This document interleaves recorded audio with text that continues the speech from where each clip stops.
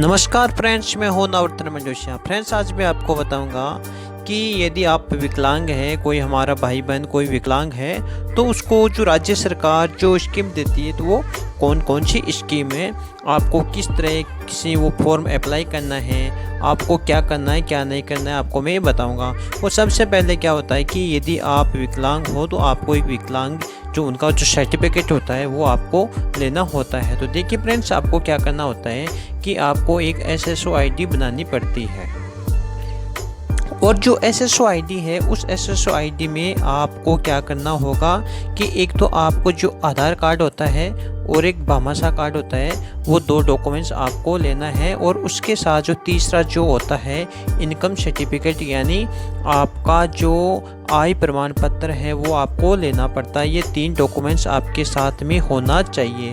तो आपको क्या करना है, आपको ई मित्र पर जाना है और SSO ID के अंदर आपको जो विकलांग जो सर्टिफिकेट जो होता है उसमें आपको रजिस्ट्रेशन करवाना है। और वो रजिस्ट्रेशन करवाने के बाद में आपको क्या करना है कि जो आपका जो डॉक्यूमेंट्स होता है उसमें आपको क्या करना पड़ता है, ये आपका जो एक तो देखिए आपका जो नाम होता है, नाम सही होना चाहिए। उसमें आपको एक एड्रेस होता है, एड्रेस आपको फिल करना पड़ता है। और एड्रेस फिल करने के बाद में आपको जो आपका जेंडर है, मेल है या फीमेल, और उसके बाद में आपको जो आपकी डेट ऑफ बर्थ कौन सी है, फादर्स नेम क्या है और आपका जो मदर्स नेम क्या है, ये आपको एकदम करेक्ट आपको उसमें आपका जो ऑनलाइन फॉर्म होता है उसमें आपको फिल करना पड़ता है। और फिल करने के बाद में आपको मैं स्टेप बाय स्टेप आपको ये जो स्कीम मैं ये बता रहा हूँ। तो फ्रेंड्स, आपको उसके बाद में क्या करना, आप देख सकते हैं आफ्टर द अपेट फ्रॉम, तो आप ये पर्सनल डिटेल्स उसमें आपको भरनी पड़ती है। और भरने के बाद में आपका जो डिटेल्स है वो आपको इसमें आपको सबमिट कर देना है। लेकिन इसमें आपको सबसे बड़ी बात है कि आपको इनकम जो सर्टिफिकेट होता है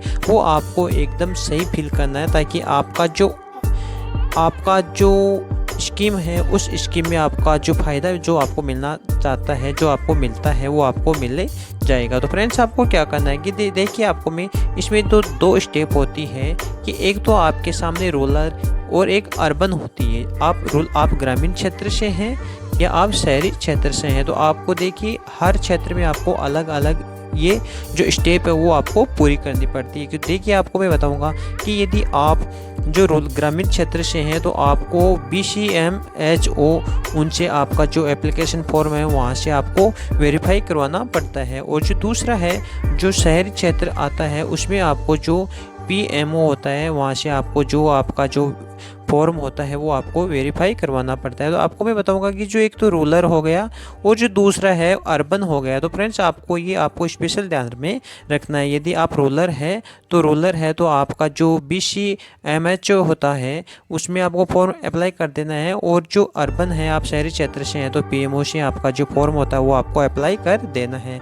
और उसके बाद में आपको क्या करना है कि देखिए इसमें जो अलग अलग जो लेवल होता है उसके हिसाब से आपको वो आपका जो फॉर्म है वो सबमिट कर देना है। लेकिन देखिए जो ये आपका जो रूरल और जो अर्बन होता है ये आपका वेरिफिकेशन ऑनलाइन होता है।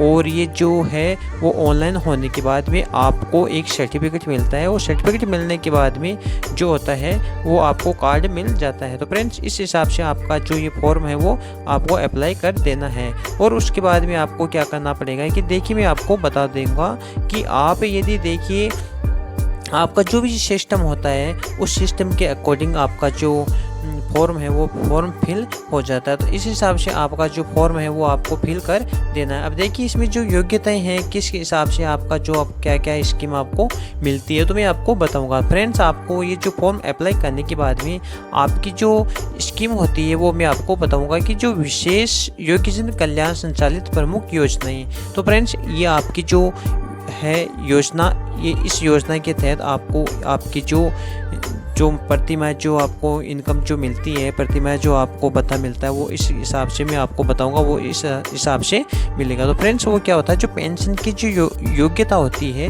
वो क्या होता है कि पात्रता इसकी क्या होती है इसकी जो एबिलिटी को क्या होती है। देखिए परिवार की वार्षिक आय, आप यदि ग्रामीण क्षेत्र से हैं तो आपकी जो वार्षिक आय है वो 48,000 रुपये होनी चाहिए। और उसके बाद में यदि आप शहरी क्षेत्र से हैं तो देखिए, आप शहरी क्षेत्र से हैं तो आपकी इनकम 60,000 रुपये होनी चाहिए।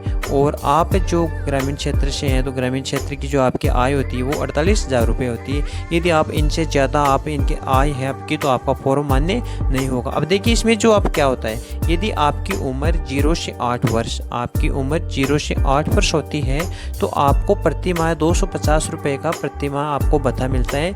और यदि आपकी आयु 8 से 75 वर्ष की होता है तो आपका जो भत्ता होता है फ्रेंड्स वो आपका होता है 500 रुपये प्रति माह। यदि आपकी आयु 75 वर्ष यानी आपकी 75 वर्ष से अधिक है तो आपको प्रति माह जो आपका भत्ता है वो आपको 750 रुपये मिलेगा। तो इस हिसाब से आपका ये जो होता है। और देखिए इसमें आपको एक छात्रवृत्ति योजना भी होती है। वो कौन सी होती है? ऐसे छात्र जिनके परिवार की वार्षिक आय 2 लाख से कम हो और कक्षा 1 से कक्षा 8 तक के छात्रों को विभाग द्वारा छात्रवृत्ति दी होती है। दिव्यांग जो आप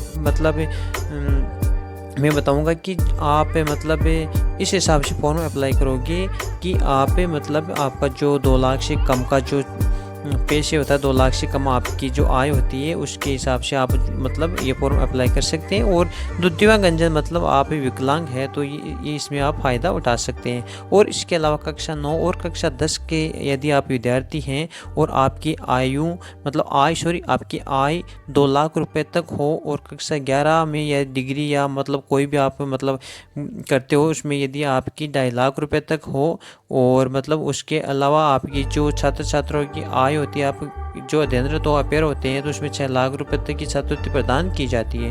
फ्रेंड्स आपको मैं ये बता देना चाहता हूँ कि यदि आप कक्षा 9 से 11वीं तक यदि आप अध्ययनरत पढ़ाई कर रहे हो तो आपको 6 लाख रुपए की जो भत्ता मिलता है, 6 लाख रुपए की जो छात्रवृत्ति प्रदान की जाती है वो आप इस स्कीम में फ़ायदा ले सकते हो। और इसके अलावा आप ये देख सकते हो जो मुख्यमंत्री विशेष जो योग्य जन स्वरोजगार योजना होती है, इसमें क्या होता है कि जो आपकी आयु 18 से 55 वर्ष के बीच हो, जिनकी स्वयं और परिवार की वार्षिक आय 2 लाख रुपए हो और परिलाभ स्वयं का स्वरोजगार प्रारंभ करने के लिए 5 लाख रुपए की राशि का ऋण आपको उपलब्ध करवाना हो, जिस पर ऋण आपका 50% अधिकतम यानी 50,000 रुपये तक अनुदान की राशि आपको देनी होती है। फ्रेंड्स यदि आप विकलांग हो तो आप 50% यानी आपको 50% के साथ आप 5 लाख रुपए तक ऋण आपको ये जो मुख्यमंत्री जो विशेष योग्य जन स्वरोजगार योजना इसके तहत मिलता है।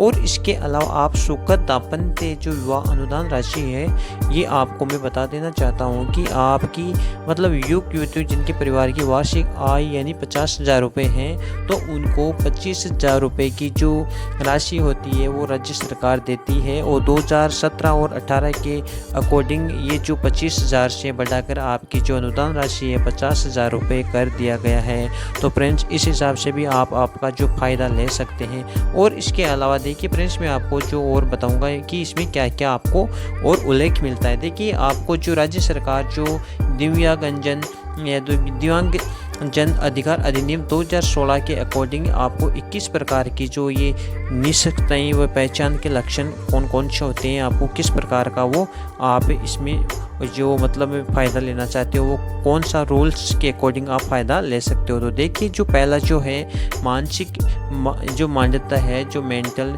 रिडक्शन है ये होना चाहिए, व्यक्ति समझने और बोलने के आदि व अन्य उम्र बच्चों के समान कार्य नहीं कर पाता है, या व्यक्ति परिवार के किसी भी सदस्य की या किसी को मिर्गी वगैरह ये आती है, शरीर जकड़ जाता है, बेहोश होता रहता है, ये ऐसी बीमारियां हैं तो उनको भी ये फ़ायदा मिलता है। और इसके अलावा जो व्यक्ति की स्वयं की आवश्यकता अभिव्यक्ति करने में कठिनाई यानी वो कुछ बोल नहीं सकता तो उसको भी ये फ़ायदा मिलता है। और उसके अलावा जो ऑटिज्म है वो भी है, जैसे आंखें मिलाकर बात नहीं कर पाना, गुमसुम रहना, जो एक दूसरे से दूर रहना, तो ये भी इसी कैटेगरी में आती है।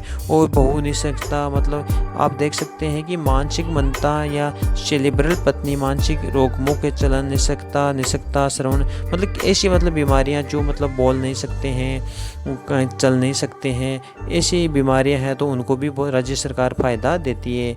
और देखिए इसके अलावा जो चौथी है पोलियो है, इसमें भी आपको फ़ायदा मिलता है। इसके अलावा मानसिक जो रोगी है इनको भी फ़ायदा मिलता है। तो फ्रेंड्स आप इस हिसाब से आपकी ये जो स्कीम है ये आप प्राप्त कर सकते हैं। हैं। फ्रेंड्स आपको मैं बता देना चाहता हूँ कि बहुत अच्छी स्कीम है और यह स्कीम में आपको फ़ायदा उठाना है। यदि आप विकलांग हैं, बोलने में असमर्थ हैं और मतलब आप देख नहीं सकते हैं, फिर नहीं सकते हैं, तो ये बहुत ही अच्छी स्कीम है। तो फ्रेंड्स इस हिसाब से आपको मतलब आप स्पेशल देखिए जो छात्रवृत्ति योजना है इसमें आप बहुत ज़्यादा फ़ायदा उठा सकते हैं। आपको राज्य सरकार 6 लाख रुपए तक अनुदान देती है, तो ये आप फ़ायदा उठा सकते हैं। लेकिन इसमें जो एक शर्त है कि आपकी जो पारिवारिक जो आय होती है 2.5 लाख रुपए से कम हो। तो फ्रेंड्स आपको यही आपको काम करना है, आपको SSOID में जाना है और SSOID में जाने के बाद आपका जो फॉर्म है रजिस्ट्रेशन करवा देना है और उसके बाद में जो संबंधित जो विभाग होता है उसको वेरीफाई कर देता है। वेरीफाई करने के बाद में आपका जो स्कीम है उसके अंदर आप आ जाते हो, तो आपको ये स्कीम फ़ायदेमंद होगी और आपको फ़ायदा मिलेगा। दोस्तों ये वीडियो आपको कैसी लगी मुझे कमेंट बॉक्स में ज़रूर बताइए और आप हमारे इस यूट्यूब चैनल को अधिक से अधिक सब्सक्राइब कीजिए, शेयर कीजिए, लाइक कीजिए और बेल आइकन को प्रेस कीजिए ताकि आने वाली वीडियो आपके सामने सुरक्षित पहुंच सके। जय हिंद, जय भारत।